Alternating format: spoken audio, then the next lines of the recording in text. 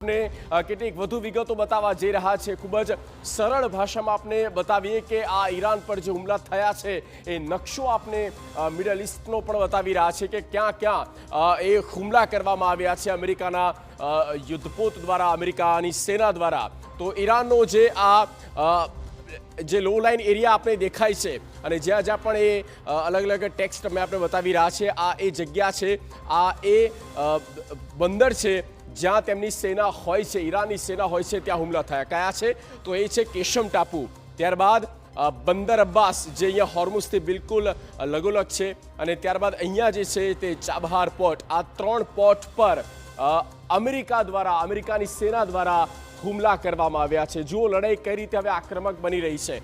તહેરાનમાં પણ અહીંયા હુમલા તો થઈ રહ્યા છે, સતત તહેરાનની ધરતી તો સળગી જ રહી છે, પણ હવે જ્યાંથી આખું ઇકોનોમિકલી ઈરાન ચાલી રહ્યું છે, જ્યાંથી અર્થતંત્રને બૂસ્ટ મળે છે, અને એ જ જગ્યા પર સીધી રીતે એટેક્સ થઈ રહ્યા છે।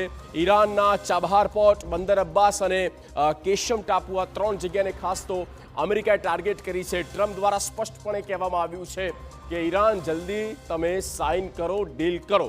ઈરાન અને અમેરિકા વચ્ચે હાલ યુદ્ધ વિરામ છે, જો કે આ યુદ્ધ વિરામમાં પણ ભીષણ લડાઈ જોવા મળી।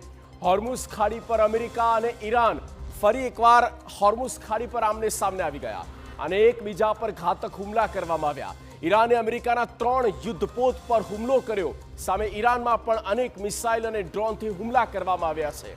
એક તરફ વાતચીતની વાત અને બીજી તરફ સંગ્રામની થઈ ગઈ શરૂઆત।